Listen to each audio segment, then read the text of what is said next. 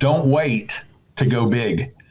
Start bringing people on, and I did it. I'm not speaking from something I might have read in a book, because I actually stayed in my 2-bedroom apartment by myself at the kitchen table for 3 years before I ever decided to do anything else, as far as hire people and all that. And I was making a good living. I was fine. I was, well, there's no headache in this and all that. But then I just got to thinking. I said, if you really want to build something and you want to have a legacy, then you're going to have to step out and get out of your comfort zone just a little bit. And I just wished I would have done that sooner. Welcome to Stay Paid Insurance and Financial Marketing. Unlock the secrets of success in insurance and financial services, where each episode delivers valuable tips and strategies to elevate your marketing game and help you succeed in both life and business. Brought to you by Reminder Media. Welcome to Stay Paid Insurance and Financial Marketing. My name is Joshua Stike, along with Luke Acree, and our guest today is Bobby Jones. Bobby is the president and founder of Delta Medicare Benefits Group, focused on educating people that are new to Medicare. Starting out in a 2-bedroom apartment in 2016, Bobby now has 15 agents producing over 5,000 enrollments a year. Ooh. And it's looking to double that in the next 12 months. So maybe we'll get into that a little bit today. Yes. But Bobby, welcome to Stay Paid. Thanks for being here. Hey, thank you for having me. Bobby, man, I am excited to talk to you guys. So we're going to talk about some traditional advertising lead gen methods today, because when we were getting to know Bobby a little bit in the pre-interview, as we call it, he let us know that he does some TV, he does some radio, some traditional advertising. You guys know us here at Reminder Media. We love traditional because we have our magazine. Print magazine that is really stellar. Check it out if you haven't checked it out. But Bobby, I would love to hear, just diving right in. You've done really well. You've built a team of 15 agents that are all in office with you, these agents, and you're advertising a ton on TV. Why go TV? It feels like it's an expensive medium. What have you found, and why did you go that angle? Okay, and that's a good question. We get it a lot. When we first started, we tried to cast a really broad net. Just, I said, okay, well, let's just do a little bit of advertising on Facebook or wherever in lots of different states. And then I decided, got to thinking about it. I said, I need to build a fence around our area before I start trying to, conquer. So I'm here in the Mid-South. I'm in Memphis, Tennessee.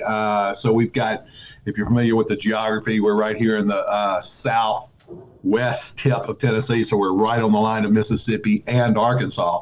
So we've got about a 90 to 100 mile perimeter around there, that we the TV reaches. So I feel like if we can control this, and we're actually, we were the only agency that was on TV. Now there's one other that just, kind of hits and miss a little bit. But no, we just thought, okay, well, let's build a brand to where, when people are turning 65 or it's AEP or whatever it is, they think of Delta Medicare Benefits Group. And the way to do that is repetition. I got to come into their living rooms, and I got to, stand on my soapbox and preach time and time and time again. And it's funny how TV works is that, if anybody listening and they say, okay, well, I'm going to try a few commercials, I'm just going to tell you, a few commercials aren't going to work. It's a long game. It's 2-3 months before anything really starts happening. But then it's just like magic. It's just like the switch flips and everybody, you start calling. So we spend a great deal of money, and I don't know if you want to know figures, but we spend a great deal of money on TV. I would love to know, like, are we talking like, $5,000 a month, $10,000 a month, more, 30,000? Like what are you? Oh, even more. Okay. 30,000 a month. We're about 30 on TV. Okay. 30 on TV. And it's a unique number on the TV commercial. That's how you kind of track the leads that come in, like unique website, unique number, or how do you guys track the success? We do. Well, I require, and I say I require, I strongly suggest all of our agents, when we get a call in, to track and tell us where it is. That way I know what my CPA is on these cases and things like that. And we like to keep that number at $175 and below, the CPA on it, the cost per acquisition. Wow. That is really good, man. Yeah. Wow. Oh yeah, no, if we can do that, I feel like, we've got a winner. But is it just run in Memphis, like just that surrounding area? Yeah, it'd be Memphis, northern Mississippi, and southern, I guess, southeastern Arkansas is our main focus right now for TV. Who do you go to? We do go outside to Jackson, which is 90 miles away. But anyway, go ahead. I'm sorry. No, you're good. Who do you go to one, buy the TV commercial slots? Like, how does that work? And then how did you produce the commercial? Because that feels like the real big barrier. Well, 30 seconds is not a horribly long time. So, we can come up with things to say in a 30-second period. And most of our commercials are 30-second variety. Okay. But what we just went to, the AEs and the account executives in the TV stations, you reach out and believe me, all you got to do is reach once. And they don't let you alone. So it's kind of like an insurance. Yeah, you become agent. their lead. Yeah. Yeah, I know, exactly. So anyway, so we just reached out to them and we had our budget and we did the work to figure out which station had our demographic as the highest number for our demographic. Which is, I like 60 and above. I know it's a few years early, but 60 and above, that gives me time. I've got a son that's working here with me, and he's 26. So, whereas I may not realize the fruits of that labor for the 5-year people, he will. So, that's great. Just the more, it's like personal injury attorneys, and they all have these cool little numbers and jingles and stuff, and you just hear it over and over and over again. And I know that if I get rear-ended, I'm going to call Corey Trice at 683-7000 because I know that number. It just constantly come over. So I'm hoping, and so far we've been very fortunate that the same thing resonates through the Medicare field. Did you get a jingle made? No, I didn't get a jingle. Come on, Bobby, you need a jingle, man. You have to get a jingle. That would be great. We have a tagline. Okay. We have the next best thing. We're the Mid-South's #1 trusted source for all things Medicare. So I begin every commercial with that. And that's kind of our tagline. But I don't know, a jingle might be a good idea. I love it. It reminds me of Medicare Misty. I don't know. Do you know Medicare Misty? She's out of Chattanooga. I don't know her, but I know that she does a lot of. It's very.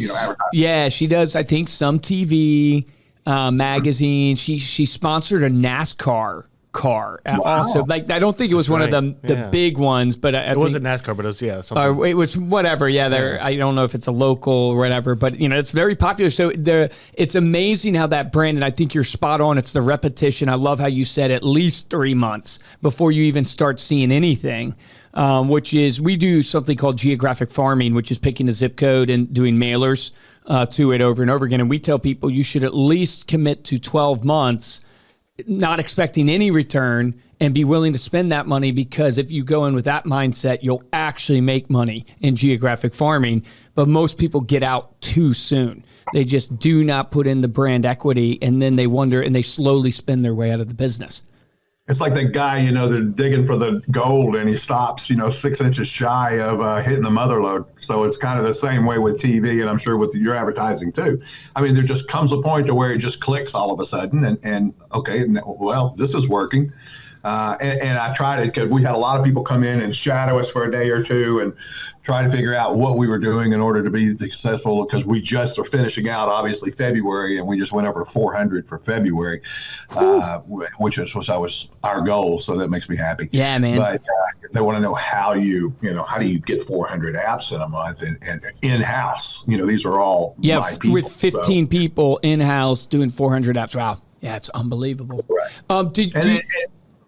I was just going to say, for the TV actual commercial, I'm just wondering, like, you've tested a bunch of them. Have you found anything in TV that has stood out of like, wow, that's a better call to action, or when we change to this?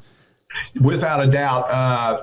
We do two forms of TV. We do the 30-second commercial, just a typical, just in between Wheel of Fortune or whatever. And then we do a long form. We have a minute and a half that I call Medicare Minute that comes on right as soon as the local morning news is over, right before Price is Right comes on. So it's a target area. So it's just a great, very fertile area for us. And then we do, on that morning show, live at 9, it's called 3 Good Minutes. So we do a 3-minute segment then, and we do a couple of those a week and a couple of the Medicare Minutes a week, and we get flooded. Now, for people listening, I'll say, if you have the choice, if you could find a morning show and get them to interview you and beyond, that typically will produce more instant results than a 30-second spot, just repeated over and over again. We'll get 30, 35 calls in a 5-minute period when we run one of those long segment commercials. Wow. Yeah, that's so good. Is the timing of that always like tied to the enrollment period? Is that when you try and no? We're year round. We're year round. Now we'll back off a little bit coming here at the end of March when OEP is over, and then we're still going to be on, but we're not going to be as much until the 1st of October. And then we'll just we'll be like Joe Namath and JJ. We'll drive everybody crazy. Now, what about these pre-rolls before movies in theater? No, that's a brand. So you have, the what I call your instant gratification type advertising, which would be, TV, radio, where they hear it, they pick up the phone and call. And then you've got branding. We have a billboard that's $3,500 a month, and I think we've had a total of one person call and say, "Hey, I saw you on the billboard." But billboards, pre-roll. So yeah, you go to we have Malco movie theaters here, and before the movie starts, you're forced to watch 2 to 3 segments of Bobby before the movie starts. So it's worked well for us. I've had several people comment. But it's more of a branding thing too, because nobody's there with a pencil and a piece of paper to write down any information. But advertising, in my opinion, is you get in the subconscious mind and you want to move to the front part of the head, to the brain, and then when that time comes up, well, that repetition and your number and your face and your tagline over and over again.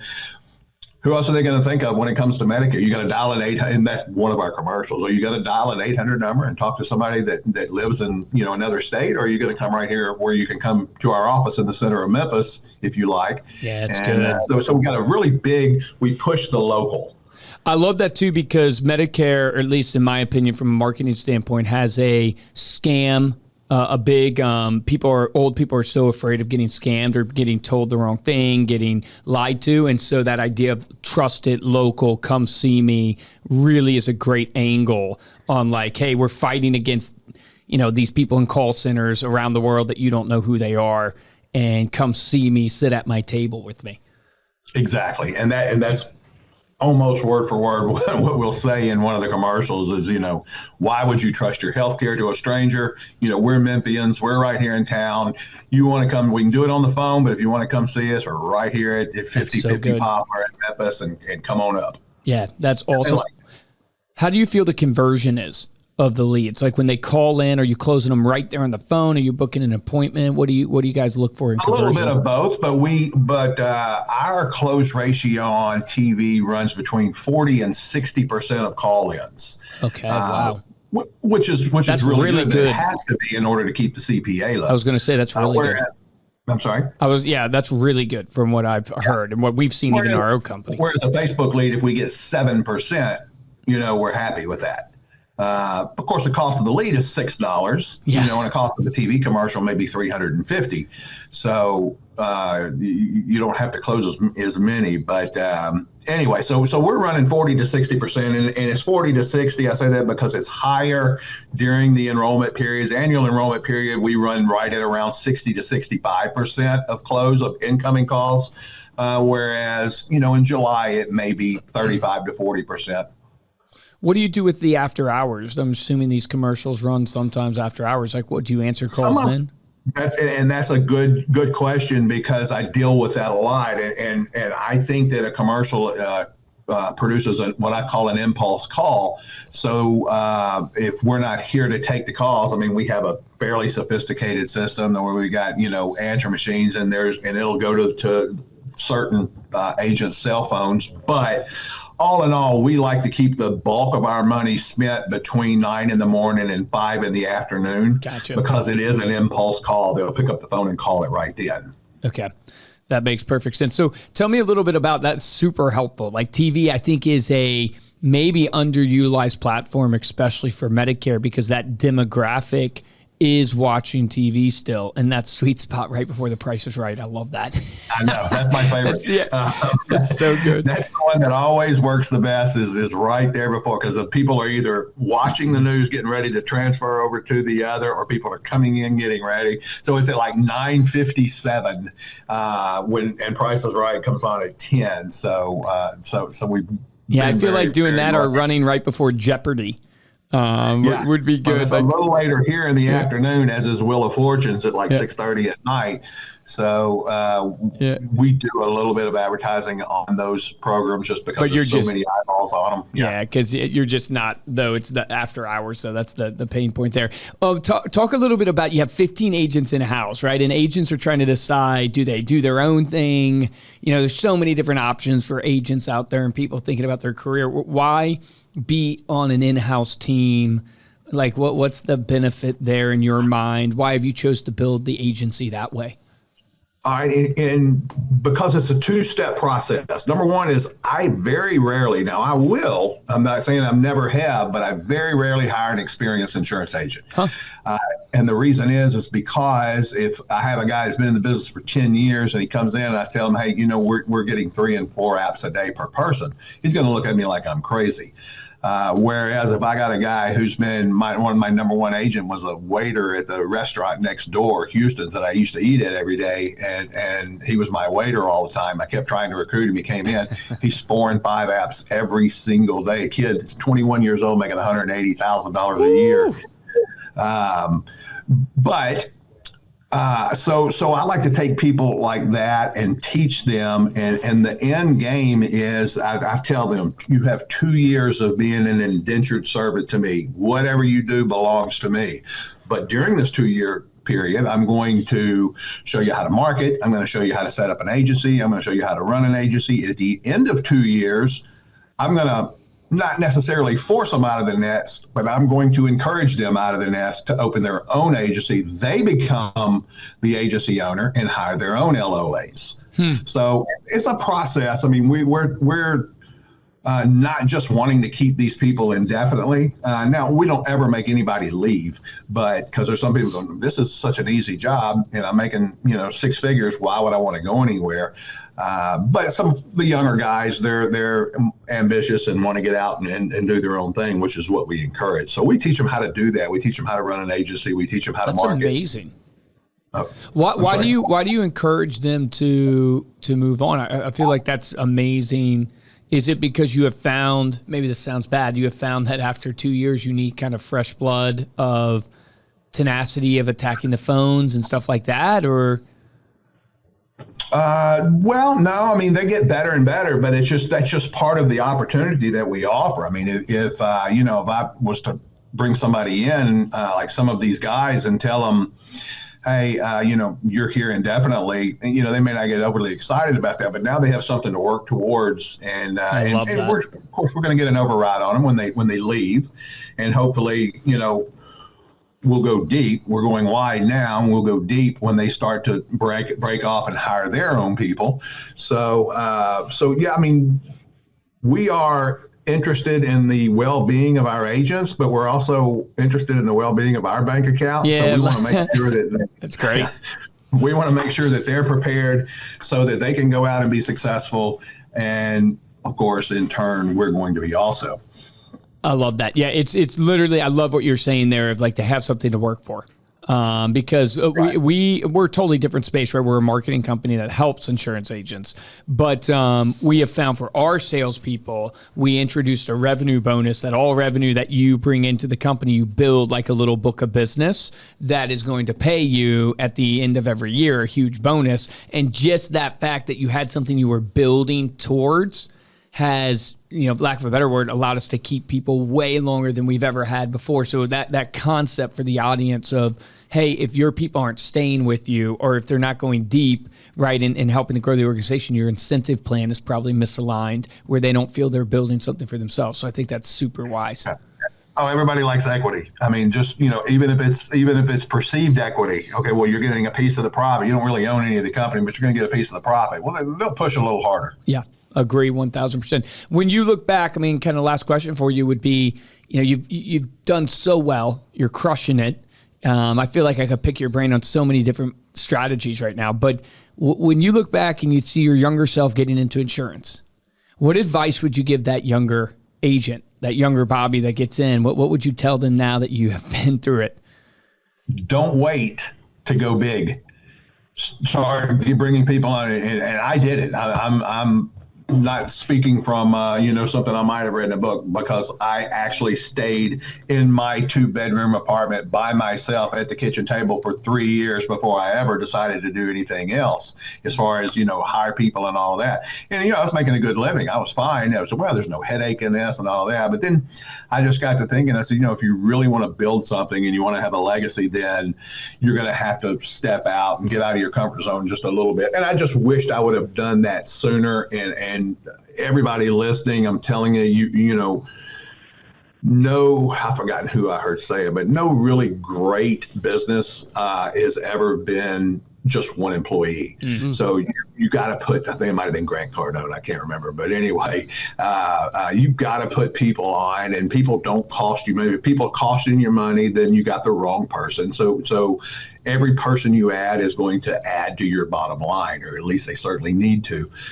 So I would have just done it sooner. I wouldn't have waited 3 years before I started adding on, and I'd be exponentially further along than I am now, because guys, I mean, this is an exponential business. I mean, it's a snowball that goes downhill and picks up all the snow along the way and gets huge by the time it gets to the bottom.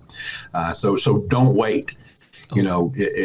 Start, make yourself a little uncomfortable to go out of your comfort zone, and let's put some people on, and let's start training people, and you'll be glad you did. Awesome, Bobby. Love it. Good. Before we close out, let people know how they can connect with you or learn about opportunities that you guys have.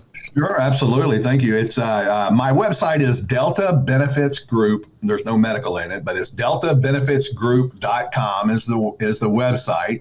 And we've got a YouTube channel, we've got a Facebook, we got all of that stuff. But that, or just pick up the phone and call 901-460-7220. Awesome. Love it. So good. Thank you again so much for coming on, and thank you all for listening. You can get those links and that number that Bobby mentioned over in our show notes at staypaidpodcast.com. If you enjoyed this episode and want to show your support, head on over to Apple Podcasts, drop us a 5-star review along with a comment. And the best way to support the show is simply to share this episode with someone that you know. If you want to get a hold of me or Luke, you can email us at podcast@remindermedia.com. And of course, you can follow us on social media. We are at Stay Paid Podcast. For this episode of Stay Paid, I'm Joshua Stike. Guys, I'm Luke Acree. Bobby, thank you, man. So awesome. Right. And I love, man, you knew your numbers. You knew exactly what you're doing. And what a lesson for everybody listening to this. Like, he knows his numbers. He knows his cost per acquisition. He knows his close rates. And you can't improve what you don't measure, right? And what you don't track. You can't improve it. And so my action item for you today is, like, you need to go look at these traditional advertising mediums and don't overlook them. Radio, TV, don't overlook them. You need to go research them in your town, especially if you're a Medicare agent right now. Look into it. You have an example in Bobby. They're crushing it. But then an action item that you can take advantage of today, because maybe you don't have the money to spend on TV or radio. Do you know your numbers? And are you tracking your CPA? Do you even know what CPA stands for? And I'm not talking about the accountant. I'm talking about cost per acquisition, people. Do you even know what CPA stands for? You got to track your numbers if you want to improve it. Remember, the difference between top producers and mediocre producers in every business is top producers take action. Take action on that today.